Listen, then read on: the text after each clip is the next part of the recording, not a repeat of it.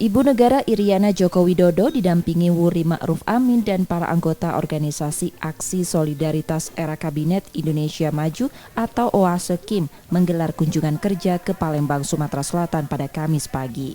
Rombongan OASE KIM mensosialisasikan gerakan cuci tangan pakai sabun dan pilah sampah pada siswa TK dan PAUD di Kota Palembang.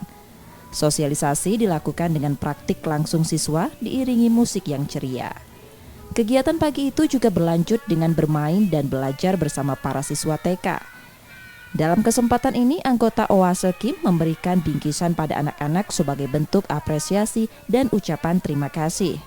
OASE KIM juga memberikan donasi pada sejumlah lembaga, baik satuan pendidikan, tempat wisata, puskesmas, maupun kelompok dasawisma. Bantuan tersebut berupa pojok baca dan paket buku bacaan, sarana cuci tangan, dan tempat sampah. Bantuan sarana cuci tangan diharapkan bisa membantu sekolah, terutama anak-anak, untuk selalu mencuci tangan dengan air mengalir dan dengan sabun. Rizky Nurmizan, Kompas TV, Palembang, Sumatera Selatan.